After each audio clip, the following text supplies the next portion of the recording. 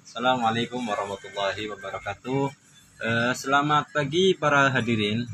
Nama saya Hina Muazi dan hari ini saya akan mempresentasikan review jurnal berjudul Penerimaan Instagram oleh Generasi Z dengan pendekatan Unified, Theory of Acceptance and Use of Technology 2. Mari kita mulai dengan melihat apa yang kita bahas. Terus berikut adalah garis besar presentasi kita. Kita akan membahas informasi jurnal, latar belakang masalah, tujuan penelitian, metode yang digunakan, hasil dan pembahasan, kelebihan serta kekurangan, simpulan dan rekomendasi untuk pengembangan lebih lanjut. Ayo kita lanjutkan. Nah, terus jurnal yang direview berjudul Analisis Penerimaan Aplikasi Instagram pada Generasi Z. Ditulis oleh Olivia Devi Cesielba Johan J. C. Tambopo. Terus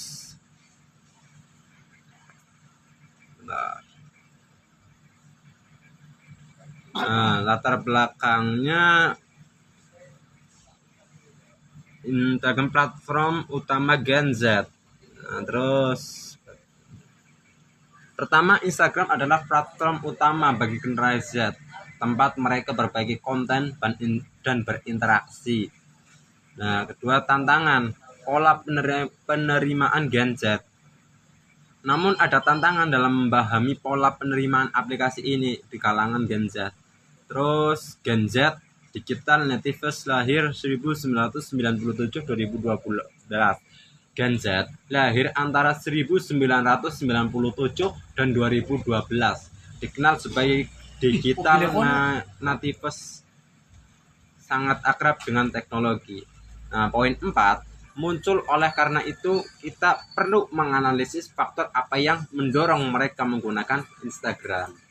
Nah, terus pertama, pendahuluan dari tujuan penelitian, analisis penerimaan Instagram oleh Gen Z. Nah, pertama, menganalisis bagaimana Gen Z menerima aplikasi Instagram. Terus gunakan model UTAU 2. Nah, kedua, menggunakan model UTAU 2 sebagai rangka analisis. Nah, terus yang ketiga yaitu identifikasi faktor signifikan penggunaan. Ketiga, mengidentifikasi faktor signifikan yang memengaruhi penggunaan. Dan yang keempat, beri panduan untuk mengembang dan pemasar. Terakhir, memberikan panduan bagi pengembang dan pemasar untuk meningkatkan keterlibatan pengguna. Nah, terus metode penelitian yang bagian 1 yaitu pendekatan kuantitatif model UTAU 2. Pertama, menggunakan pendekatan kuantitatif dengan model UTAU 2. Terus poin 2, sampai 100 pengguna Z Instagram. Kedua, melibatkan 100 pengguna Instagram dari Gen Z sebagai sampel. Dan yang ketiga, kriteria aktif 2 tahun, lahir 1997-2012. Nah, terus kriteria responden adalah pengguna aktif minimal 2 tahun dan lahir antara 97 dan 2012. Dan poin 4 yaitu data kuesioner dengan skala Likert. Data dikumpulkan melalui kuesioner dengan skala Likert untuk analisis lebih lanjut.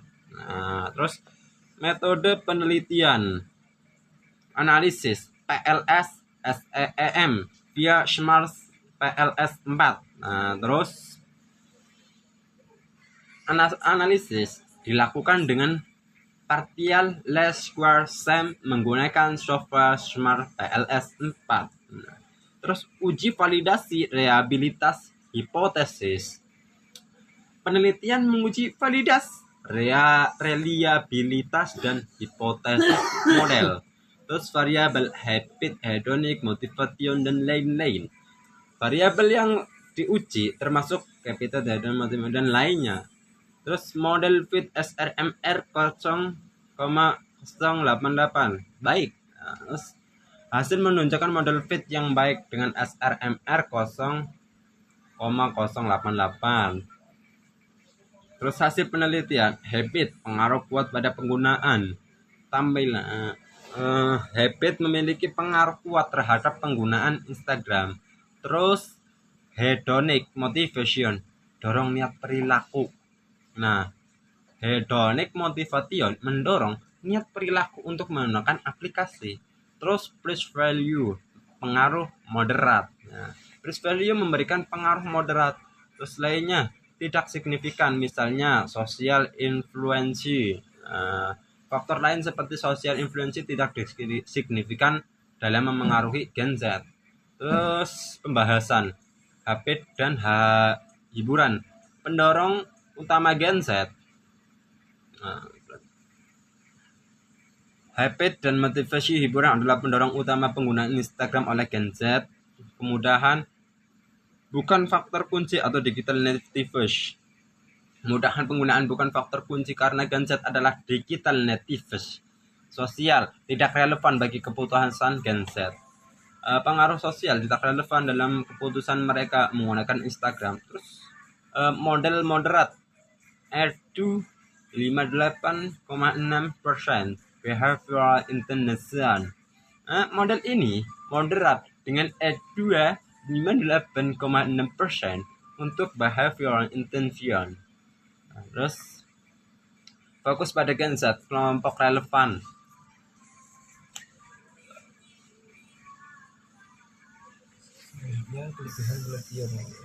Selanjutnya adalah kelebihan penelitian. Yang pertama, fokus pada Gen Z, kelompok relevan. Fokus pada Gen Z, kelompok yang sangat relevan untuk Instagram. UTAO 2, framework kuat dan teruji. Menggunakan UTAO 2, framework yang kuat dan teruji. Hasil jelas, habit dan hiburan dominan. Hasil jelas menunjukkan dominasi habit dan motivasi hiburan. Poin 4 muncul model memiliki kecocokan baik dengan SRMR 0,088. Kekurangan penelitian yaitu kekurangan penelitian sampel kecil, hanya 100 responden. Sampel hanya 100 responden relatif kecil untuk pendekatan kuantitatif kurang mendalam. Pendekatan kuantitatif kurang mendalam dalam menangkap nuansa perilaku. Dan yang ketiga yaitu tidak bandingkan dengan platform lain. Tidak ada perbandingan dengan platform lain seperti TikTok. Variabel terbatas, budaya tidak teruji. Variabel terbatas, misalnya budaya tidak diuji. Nah, terus grafik hasil hipotesis. Tampilan slide grafik batang dengan 4 data. Sekarang perhatikan grafik ini. Tunjukkan grafik habit dan hedonic motivation sangat signifikan. Dengan p-value di bawah 0,001 menunjukkan pengaruh kuat. P-value moderate dengan p-value 0,00005. Sementara faktor lain seperti social influence tidak signifikan dengan p-value di atas 0,05. Ini memperjelas faktor mana yang benar-benar penting bagi Gen Z. Nah, terus kesimpulan. Yang pertama, habit dan hiburan kunci penerimaan Instagram. Habit dan motivasi hiburan adalah kunci penerimaan Instagram oleh Gen Z. Terus Gen Z dipengaruhi motivasi pribadi. Gen Z lebih dipengaruhi oleh motivasi pribadi daripada dikenal sosial.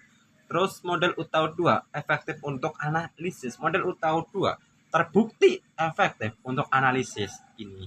Terus panduan strategi untuk mengembang. Penelitian ini memberikan panduan strategis bagi pengembang aplikasi. Rekomendasi perluas sampel untuk generasi. Pertama, memperluas sampel agar hasil lebih representatif. Terus tambah pendekatan kuantitatif. Perluas sampel.